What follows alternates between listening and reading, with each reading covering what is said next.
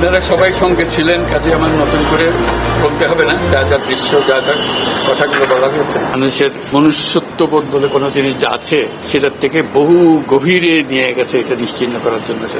মনুষ্যত্ববোধ যেন কারো না থাকে।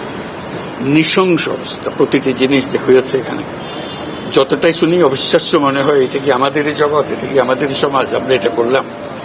এবং যারা নিগৃহীত হয়েছে, যারা এটা শিকার হয়েছে, তারা আমাদের সঙ্গে আছে। তাদের মুখের থেকে শুনলাম কিভাবে হয়েছে, কোনো ব্যাখ্যা নাই। এটা ব্যাখ্যা থাকলে কিছু একটা হলে মানুষ বোঝে যে এটার কারণ ছিল।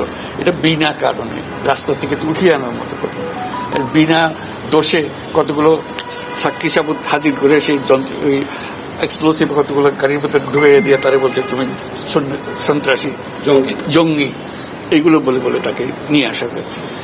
এবং এইরকম ইন্টারোগেশন সেল, এরকম টর্চার সেল, এরকম টর্চার সেল সারা বাংলাদেশ জুড়ে আছে, সেটাও শুনলাম আজকে। আমার ধারণা ছিল যে এটা বোধহয় এখানে আয়নাগর বলতেছি কয়েকটা আছে, এখন শুনতেছি আয়নাগরের বিভিন্ন ভার্সন সারা দেশ জুড়ে আছে। কেউ বলবে 700, কেউ বলবে 800। এতে সংখ্যাও নিরূপণ করা যায়নি পর্যন্ত, কতটা আছে, কতটা জানা আছে, কতটা অজানা রয়ে গেছে। গত সরকার এই আইএমএ জাহেলিয়াতকে প্রতিষ্ঠিত করে গেছে সর্বক্ষেত্রে। এটা তার একটা নমুনা। আমরা দেশের যে চূড়ান্ত অবনতি, চূড়ান্ত রূপ দেখলাম সর্বক্ষেত্রে, এটা তার একটা প্রতিচ্ছবি। কাজে গুম কমিশন যেটা আমাদের সামনে নিয়ে আসলো, সর্বদিকে ধ্বংস করা যায়, এমনকি মানুষের একেবারে সামান্যতম যে অধিকার সেটুকু বঞ্চিত করে রেখে দেওয়া হয়েছে। আজকে এটা জাতির জন্য একটা বড় চূড়ান্ত রকমের একটা ডকুমেন্ট হবে। আপনাদের সাক্ষী রেখে আপনাদেরকে নিয়ে এসে আমি খোলাম এটাতে। যারা এই ভুক্তভোগী তাদের সঙ্গে কথা বললাম, কয়েকজনের সঙ্গে। ভুক্তভোগীদের সংখ্যা আমার জানার মতো 1700 প্লাস, 1750 প্লাস এরকম যারা ভুক্তভোগী। অজানা কত এটা তো আমরা জানি না। কেউ বলে যে এটা 3000-এরও বেশি হবে, সীমারেখা দরকার, যেটা আমরা অজানা, এটা কেউ প্রমাণ দিতে পারিনি।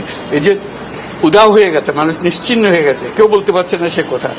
তার মেয়ে আপনাদের সামনেই ছিল আজকে, যে বলছে আমার মা কোথায়, আমার মাকে কোথায় নিয়ে যাওয়া হয়েছে। আজ 9 বছর করে, 9 বছর ধরে আমরা আর খোঁজ পাইনি। সেই কমিশনের রিপোর্টের মধ্যে থাকবে এবং এটা অবশ্য পাঠ্য হিসেবে সবাইকে পড়তে হবে এবং তাদের যারা করেছে তাদের বিচার করতে হবে। তা না হলে আমরা নিষ্কৃতি পাবো না এটার থেকে।